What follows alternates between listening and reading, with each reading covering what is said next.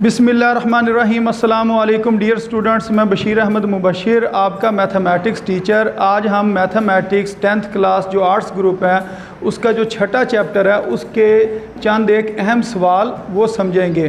तो जो सबसे अहम सवाल और आसान सवाल है छठे चैप्टर का वो ये है मक्ता मालूम करें। ये आपको कालब दिए गए होंगे, इसमें से आपने क्या करना है, मक्ता मालूम करना।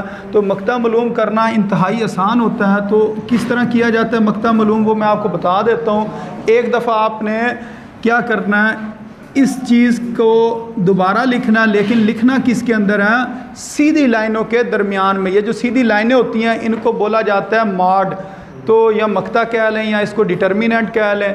तो ये जो लाइन है इसको आपने क्या कर लिया, सीधा कर लिया, यानी कि इधर ब्रैकेट्स बनी हुई हैं। अब आपने क्या कर लेनी है, सीधी लाइनें लगा लेनी है और इधर लिख देना -2, 5, 1 और 4।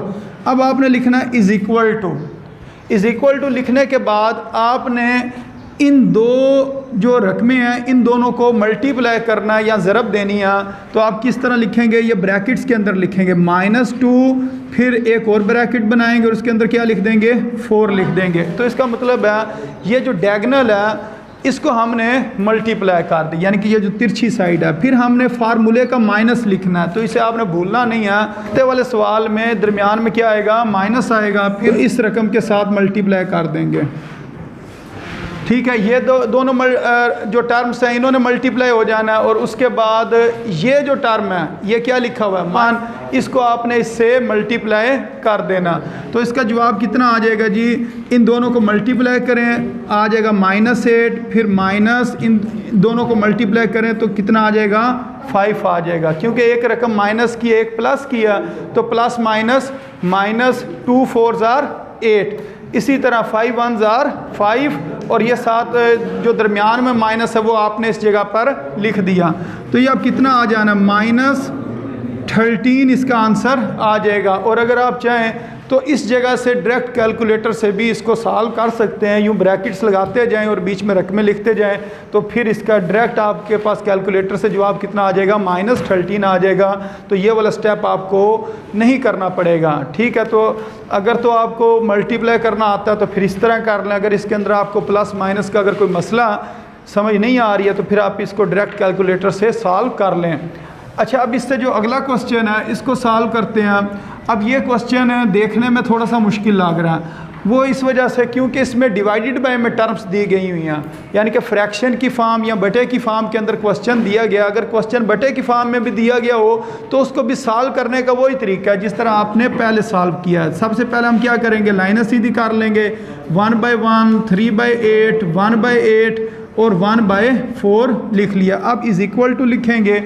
अब कौन कौन सी रकम को मल्टीप्लाई करना है, इन दो टर्म्स को पहले मल्टीप्लाई करना, 1/1 मल्टीप्लाई 1/4, फिर फार्मूले का माइनस, फिर इन दो रकमों को आपने मल्टीप्लाई कर देना 1/8 इंटू 3/8।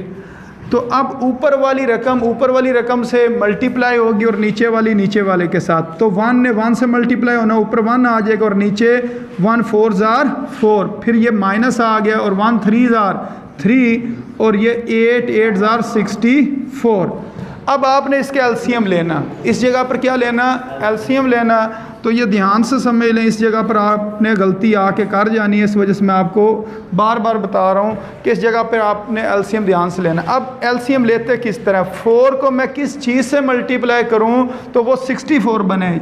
मसलन 4 को मैं किस चीज़ से मल्टीप्लाई करूँ वो क्या बने, 64 बने। तो वो कौन सी चीज़ है, 16, वो क्या, 16।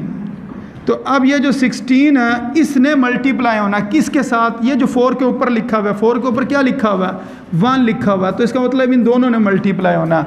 तो एलसीएम किस तरह लेते हैं कि 4 को मैं किस चीज़ से मल्टीप्लाई करूं तो 64 बने। तो वो कौन सी चीज़ थी, 16। अब 16 को आपने किस से मल्टीप्लाई करना है, जो 4 के ऊपर लिखा हुआ है। 4 के ऊपर क्या लिखा हुआ है, 1 लिखा हुआ। तो 1 16 16, इधर 16 आ जाएगा। अब ये क्या लिखा हुआ है, 64 को मैं किस चीज़ से मल्टीप्लाई करूँ तो वो 64 बने।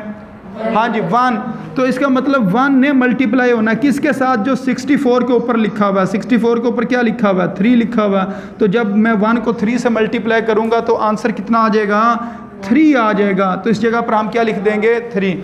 अब 16 में से 3 निकालने हैं, कितना आ जाएगा, 13 आ जाएगा, और नीचे क्या आ जाएगा, 64। तो इस तरीके से ये इसका जवाब निकल आएगा। तो उम्मीद है स्टूडेंट्स आपको इस क्वेश्चन की समझ आ गई होगी। तो एक दफ़ा मैं आपको दोबारा समझा देता हूँ कि इस के अंदर आपने करना क्या, ये जो ब्रैकेट्स लिखी होंगी इसको आपने क्या करना, सीधी लाइनें लगा देनी हैं, रकमे अंदर वाली उसी तरह लिख देनी है। ये ब्रैकेट्स जो कालब की ब्रैकेट्स थी या मैट्रिक्स इसको कहते हैं इंग्लिश में, और उर्दू में कालब कहते हैं, इसकी ब्रैकेट्स ख़त्म करके लाइनें सीधी कर दी। फिर इस रकम को इससे मल्टीप्लाई करना है। ये जो बीच में ब्रैकेट्स लगी हुई है ना, इसका मतलब मल्टीप्लाई ही होता है। तो इसका मतलब ये वाली रकम इसके साथ क्या हो रही है, मल्टीप्लाई हो रही है। फिर ये फार्मूले का माइनस आपने लिखा, फिर ये दोनों जो टर्म्स हैं, दूसरी जो तिरछी साइड है उसको आपने मल्टीप्लाई कर देना। 1/8 ने मल्टीप्लाई हो जाना 3/8 के साथ। तो अब ऊपर वाली दोनों रकमें आपस में मल्टीप्लाई हो जाएंगी और नीचे वाली दोनों रकमें आपस में मल्टीप्लाई हो जाएंगी। तो इधर कितना जवाब आ जाएगा, 1 × 1 1, और 1 × 4 4। ये दरमियान वाला माइनस 1 × 3, तो इधर 3 आ जाएगा, और 8 × 8 64।